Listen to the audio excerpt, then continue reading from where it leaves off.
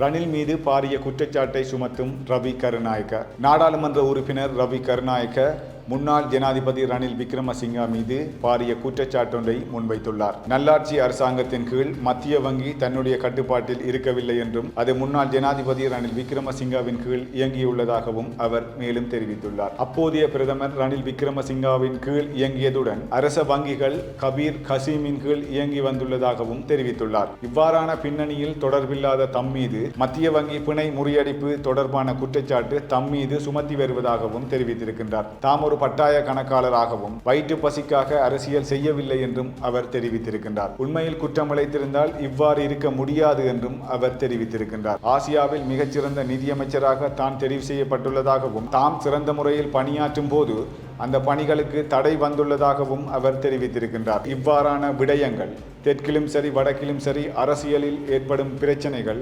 அதிகமாக காணப்படும். ஆனால் அந்த அரசியல் குற்றங்கள் பல செயற்பாடுகள் பல தரப்பட்ட அரசியல் குற்றங்கள் பல இடங்களில் இருக்கின்றது. அதனையும் தாண்டி இந்த ஒரு அரசாங்கத்தினால் முன்னைய அமைச்சர்களாக இருக்கலாம், முன்னைய பாராளுமன்ற உறுப்பினர்களாக இருக்கலாம், அவர்களுடைய வாழ்க்கையை பொறுத்தவரை சொகுசு வாழ்க்கையாக இருக்கலாம், அவர்கள் செய்த குற்றங்களாக இருக்கலாம், அதற்குரிய தண்டனைகளை இந்த அரசாங்கம் பாகுபாடின்றி அதை வழங்கி கொண்டுதான் இருக்கின்றது. ஏனென்று சொன்னால் குற்றம் இழைத்தவர் எவராயினும் தண்டனை பெற்றுக் கொள்ள வேண்டும் என்ற ஒரு நோக்கின் அடிப்படையில் செயற்பட்டு கொண்டிருப்பது அனைவரும் அறிந்த விடயம். எந்த ஒரு குடிமகனும் வரி செலுத்துகின்ற செயற்பாட்டின் மூலம் ஒரு நாட்டை முன்னோக்கி செல்வதற்காக இந்த அரசாங்கம் செயற்படுகின்றது.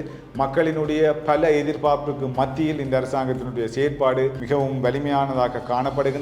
அதனையும் தாண்டி பல்வேறு தரப்பட்டவர்கள் இப்பொழுது குற்றம் இழைப்பதற்கு யோசிக்கின்றார்கள். மக்களுக்கான சேவையை இந்த அரசாங்கம் மட்டும்தான் சிறப்பாக செயற்படுகிறது என்று மக்கள் கருதுகின்றார்கள். அந்த கருத்துக்கேற்ப அந்த அரசாங்கம் மக்களுக்கான சேவையை வழங்கிக் கொண்டிருக்கின்றது. எவர் ஒருவர் குற்றம் இழைத்தாலோ அந்த அவருக்கு உரிய தண்டனையை பெற்றுக் கொடுப்பதற்கு செயற்பாடுகள் அனைத்தும் நடைபெற்றுக் கொண்டிருக்கின்றது.